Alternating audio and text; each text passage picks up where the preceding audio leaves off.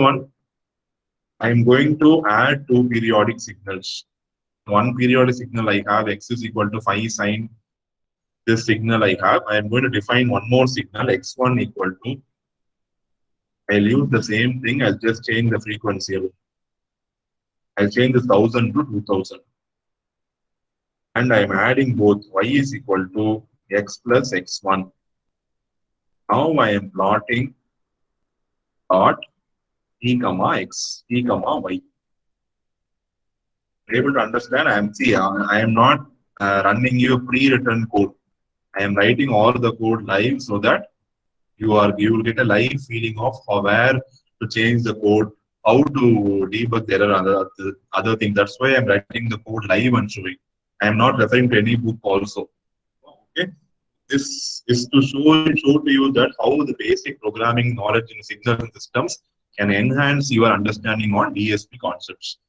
When you add two periodic signals, the resultant is also a periodic signal. That's so we'll confirm. Maybe I'll use temp.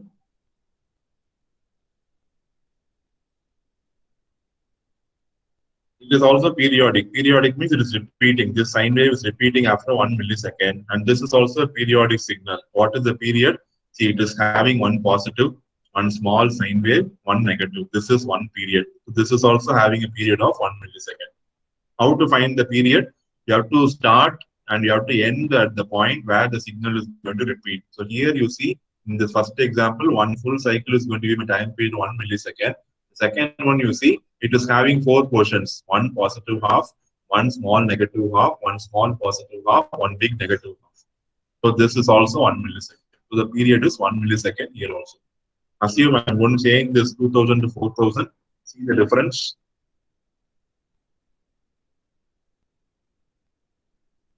It is again periodic. You can see something is repeating, right?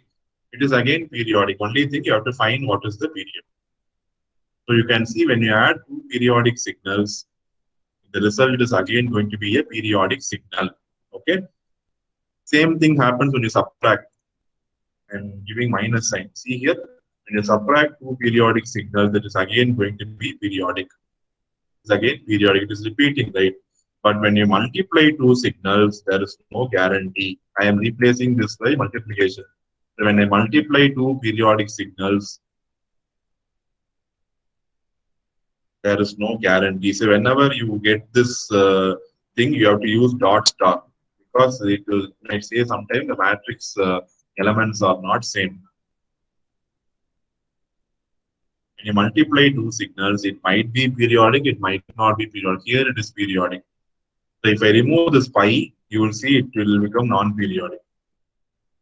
You can see the waveform will become random. You can see it is becoming random. Okay, so you have to be very, very careful when you are going to play with periodic signals. So adding two periodic signal and subtracting will definitely give you a periodic signal. Multiplication and division cannot guarantee whether you get a periodic signal or not. Okay, so far we have seen the live code on all these examples of periodic signals.